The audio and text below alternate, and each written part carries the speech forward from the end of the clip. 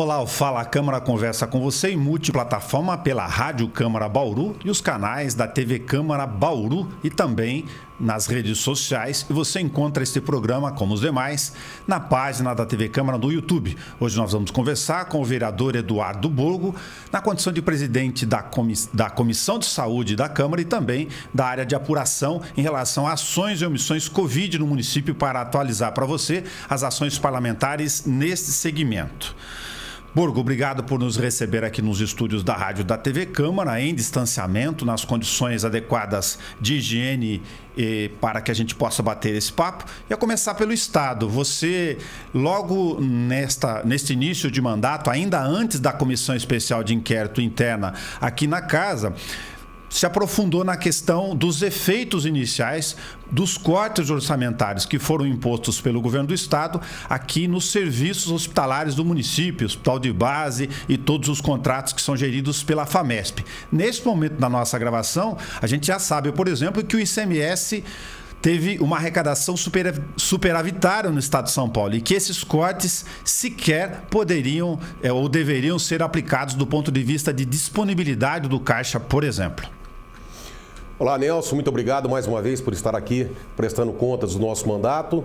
É muito importante esse trabalho. Nessa questão do corte que você mencionou, o governo do estado fez um corte de 12% nas fundações, santas casas, e esse valor refletiu aqui em Bauru em 24 milhões com a FAMESP, que é quem cuida dos hospitais de base, hospital estadual, AME, maternidade, enfim, esses 24 milhões impactou no corte de quase 30 leitos no hospital de base, vários leitos de UTIs no hospital estadual, que na verdade foram transformados em UTIs Covid, 3 mil consultas e retornos por mês e 70% de diminuição nas cirurgias eletivas, aquelas cirurgias que são agendadas, que não são de urgência e emergência. Isso impactou demais na saúde do município. Jamais poderia ter sido adotada uma atitude dessa, principalmente no momento de pandemia, e não só em Bauru, no estado de São Paulo. E isso vem prejudicando também, além das pessoas que precisam de internação e de leito, nas UPAs, que é onde nós vamos entrar nesse assunto. Neste início, se você tem serviços estaduais de média e alta complexidade que sofrem esses cortes, como você acompanhou, você tem um represamento em vários setores municipais dessas condições. Que reflexos isso, a esta altura, já apresenta para a fila, que já era considerável do ponto de vista das obrigações do município, ou aqueles que vão procurar, por falta de opção, os serviços, por exemplo, do pronto atendimento? Então, além de esse represamento que tem das cirurgias eletivas, além de piorar o problema de saúde da população, que precisa fazer aquele atendimento, aquela cirurgia, ela vai empurrando, o problema de saúde dela vai piorando. Imagina uma pessoa que está com câncer, ela não pode esperar. E tem um outro lado também, que as UPAs, elas são unidades ali de urgência, emergência, atendimentos mais graves. A pessoa que tem algum problema de saúde, que ela pode esperar, não é tão grave assim, ela vai nas unidades básicas de saúde, nos postos de saúde, nas unidades sentinelas. Agora, a população acaba procurando a UPA, tem aquela divisão de urgência, emergência, né? A ficha vermelha, laranja, amarela, verde e azul. Azul, no caso, até 4 horas de atendimento, que em tese poderia ser atendido pelas unidades de saúde. Mas as pessoas com urgência, emergência, que procuram a UPA, em tese ela teria que ficar até 24 horas nesse estabelecimento e ser destinada ou para o hospital estadual ou para o hospital de base. Mas como acabou tendo esse corte, a situação da saúde já era precária. Agora, ainda com esse corte de 24 milhões, piorou ainda mais. E lembrando, Nelson, que nos últimos, entre 2008 e 2018, o SUS cortou do Brasil mais de 40 mil leitos. Associado a essa queda dos contratos, né, esses 24 milhões que tiraram da FAMESP, o que acontece? Não dá vazão.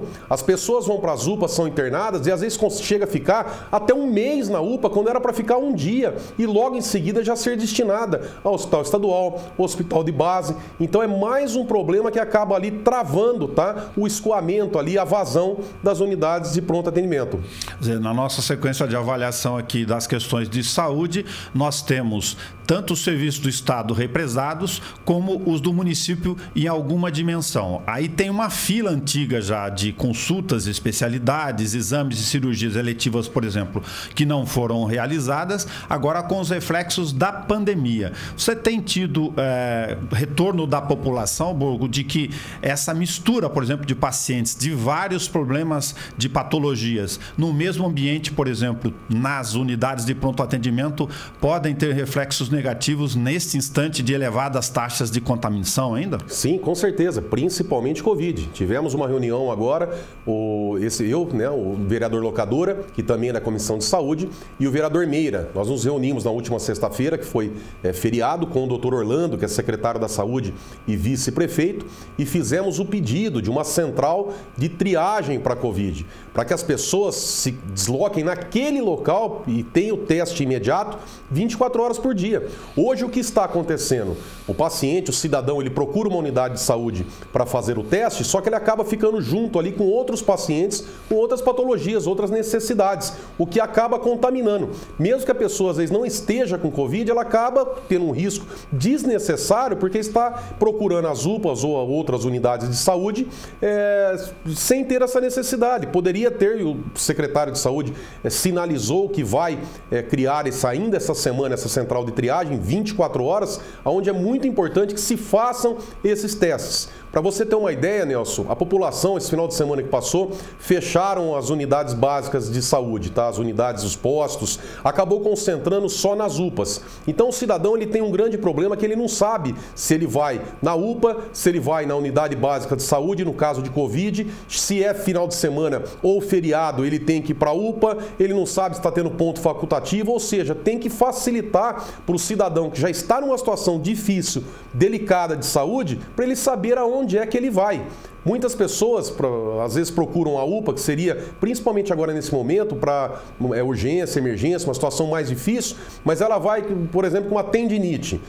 Dependendo do grau, é óbvio, não todos os casos, mas dependendo do caso, ela não precisaria ir na UPA, ela poderia ir num posto de saúde no outro dia. Aí tem outra questão também, não adianta essas unidades de saúde fechar cedo, não adianta essas unidades distribuir lá 30, 40, 50 senhas, tem que atender a população, porque senão vira o caos que é o que nós estamos presenciando no município.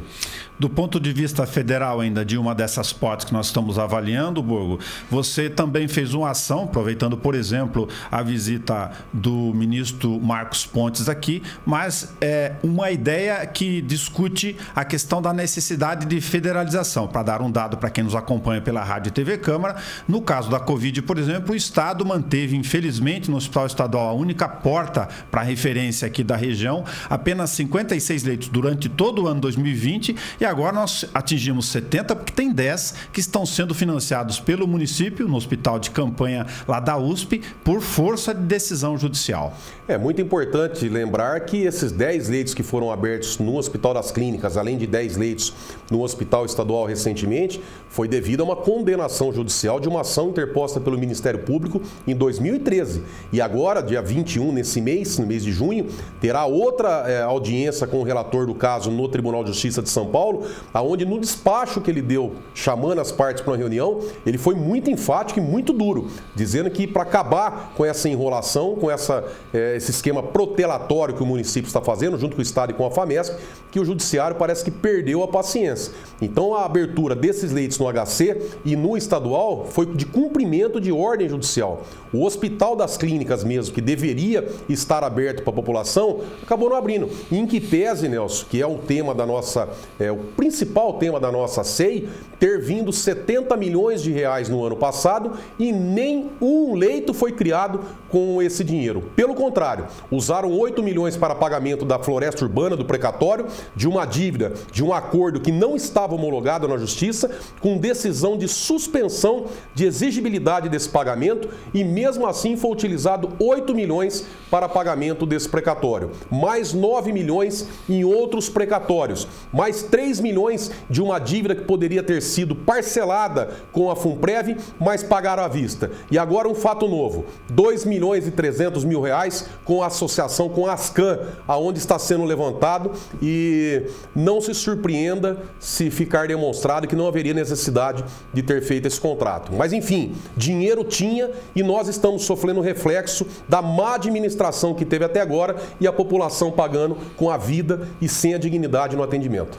Agora, neste momento, já entrando um pouco mais no município, Borgo, a Comissão de Saúde também aceita, também discute, lógico, os efeitos do que é possível resolver ou eventuais alternativas daqui para frente. E aí tem sobre a atual administração, por exemplo, da reunião que você comentou na semana passada, ainda de outras tantas, relacionados nesta fase, por exemplo, com a questão do pagamento das horas de plantões para os médicos. Aí o mercado regional que disputa médicos com essas escalas todas completas em função da pandemia, a alta contaminação, exigência de mão de obra, intensivistas, e o município tem 2 dos 4 contratos de pronto atendimento que já vencem no final deste mês.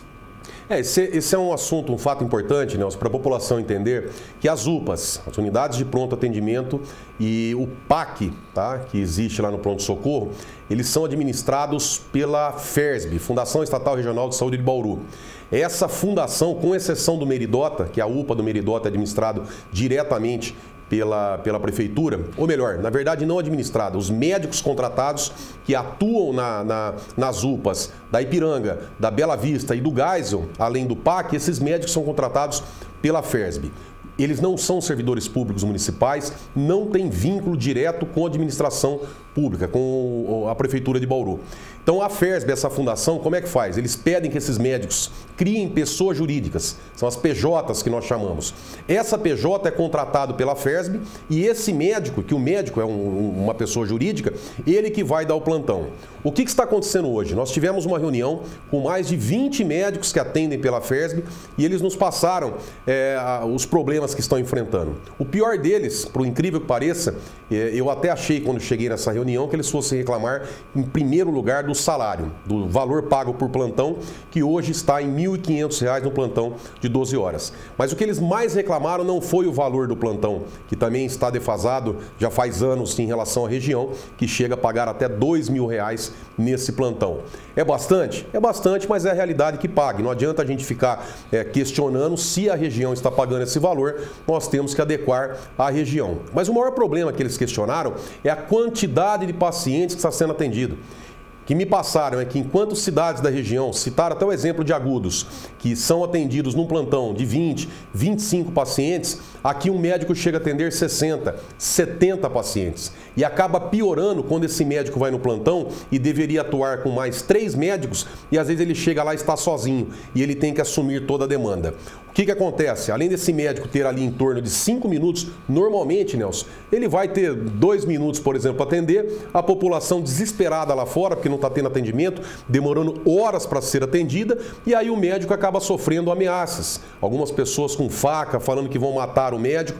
Isso aí piora a situação, porque muitos médicos, quando chegam nessa situação, ele também para de atender, ele vai embora. Ele não atende mais, não tem mais interesse em prestar serviço com a FERSB. Aí a população cobra, poxa, mas eu tenho direito à saúde, eu sou pagador de imposto. Tem, com certeza, e nós defendemos isso, é a dignidade. Porém, a gente não tem como obrigar esses médicos contratados de forma indireta a fazer o plantão se eles não estão se sentindo bem, se estão ameaçados. Enfim, é diferente de um médico concursado com vínculo com a Prefeitura Municipal, como acontece na UPA do Meridota. E mais outros problemas que eles passaram. Por exemplo, a questão do tempo de atendimento. Ainda que tenha lá 3 ou 4 médicos, porque um médico fica no recebimento das UPAs de urgência e emergência. Os demais ficam atendendo à frente, como eles dizem. São os pacientes que chegam com os problemas de saúde, atendimento em geral. Então, geralmente tem lá 2 atendendo frente e 1 urgência e emergência. Esses médicos que ficam atendendo os pacientes que chegam, eles têm em torno de 5 minutos, Nelson, para fazer o atendimento. E outra reclamação, o sistema de informática da Prefeitura, da Secretaria da Saúde, ele demora ali às vezes 2, 3 minutos para ser preenchido. É um sistema muito complexo que abre várias abas. Então, numa questão simples dessa, no atendimento de 5 minutos, se você demora 3 minutos para preencher um formulário, vai sobrar 2 minutos para você atender o paciente. É praticamente impossível você conseguir receber, fazer ali uma anamnese, levantar o problema de saúde do paciente. E aí acaba impactando num outro grande problema, Nelson. Isso eles não passaram para a gente, mas a gente tem informações pelo que a gente está estudando. O médico que está atendendo ali 2, 3 minutos, às vezes ele não consegue chegar na situação, no problema do paciente. O que ele vai fazer? Ele vai pedir exame. E aí vai pegar aquela fila de exame com pacientes com até 10, 12 anos esperando exames, mamografia, tomografia, ressonância, enfim. E muitos casos poderiam ser evitados se tivesse um tempo maior de atendimento desse médico. Agora, como é que ele vai ter esse tempo? Sendo que ele chega lá, ele tem 70 pacientes, 80 pacientes para atender num tempo ali pequeno, curto. É uma situação sinceramente dramática, mas que a Prefeitura de Bauru ela tem que enfrentar. Ou seja, tem uma questão de problema de resolutividade no sistema. Agora, como se sabe, Borgo, você também discutiu isso, a Prefeitura tem que discutir ou decidir agora se faz um contrato emergencial do que está em andamento com a Fundação de Saúde ou se faz um chamamento público. Enquanto nós estamos gravando, inclusive, os dias já estão contando para o final de junho, já com 2 contratos do Ipiranga e da UPA da Bela Vista, salvo engano. Quais são as questões jurídicas, aproveitando a sua formação, inclusive, que estão implicadas nesta decisão da Secretaria? Os contratos vencem agora, Nelson, no final do mês de junho. Tá? E a Prefeitura vai ter que tomar uma atitude urgente. Porém, ela tem a opção de renovar o contrato com a FERSB, ela tem a opção de renovar, mas por um período mais curto, até que se abra o certame licitatório para contratação de organizações sociais. Tá? Ou ela já parte para um contrato emergencial, já que a Assembleia Legislativa do Estado de São Paulo reconheceu o estado de calamidade em vários municípios, dentre eles a cidade de Bauru, porém aí existe o risco da contratação e que o administrador público geralmente tem receio. Então nós temos esse risco da contratação emergencial e a situação de urgência, de emergência, que são as pessoas morrendo e precisando que se resolva isso aí de plano.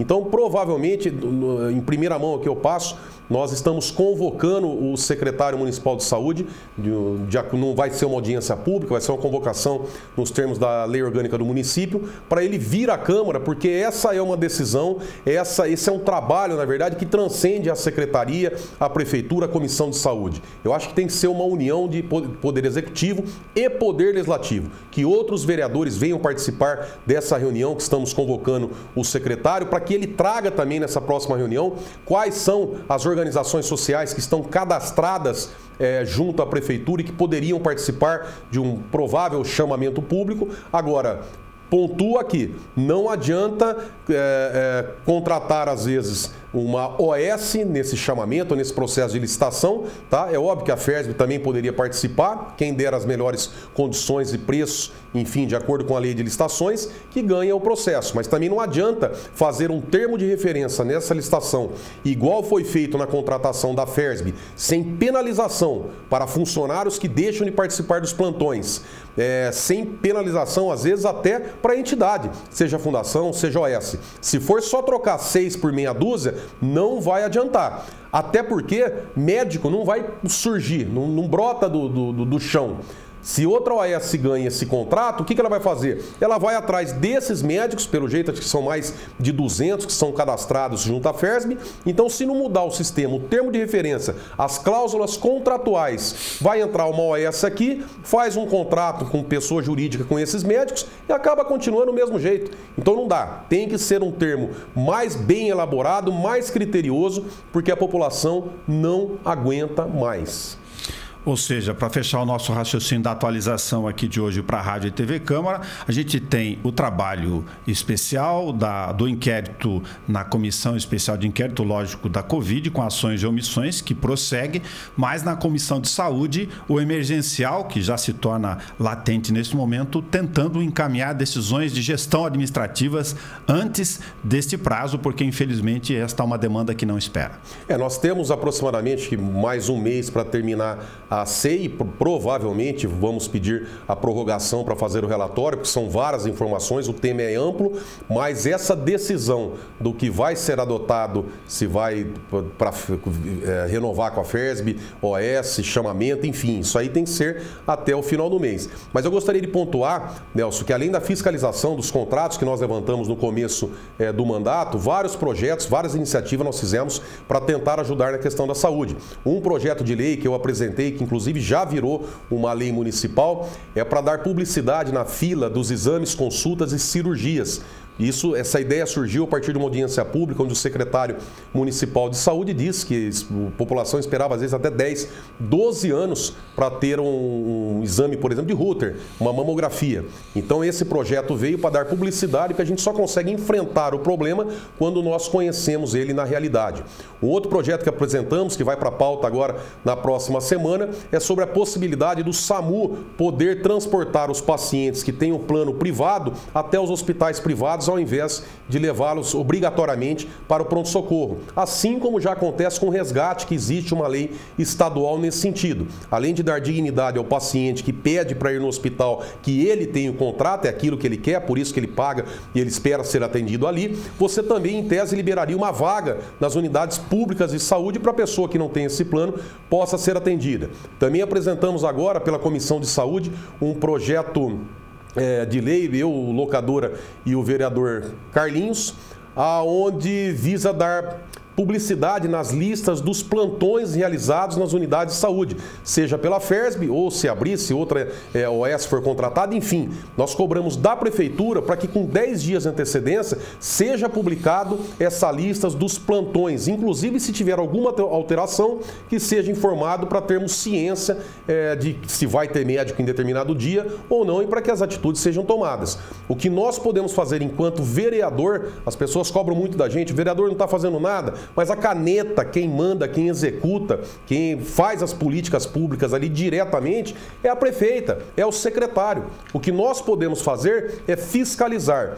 E por fim, para fechar o raciocínio, nós não somos um órgão de controladoria. O Poder Legislativo é um órgão de fiscalização. É impossível que façamos ali um pente fino em todas as centenas, às vezes milhares de contratos que a Prefeitura tem. Isso porque tivemos a ciência recentemente que o contrato com a UPA Bela Vista e Ipiranga irá terminar. Agora, tão logo tivemos essa informação, nós fomos fiscalizar. Muito obrigado ao vereador Eduardo Bogo, que atualiza para a gente, para a rádio e para a TV Câmara, as questões relacionadas à saúde, na Comissão de Saúde, onde ele preside no município, assim como a Comissão Especial de Inquérito, que analisa as questões de ações e omissões da Covid. Este programa você encontra na íntegra para assistir a hora que você quiser, também na página da TV Câmara no YouTube. Até mais.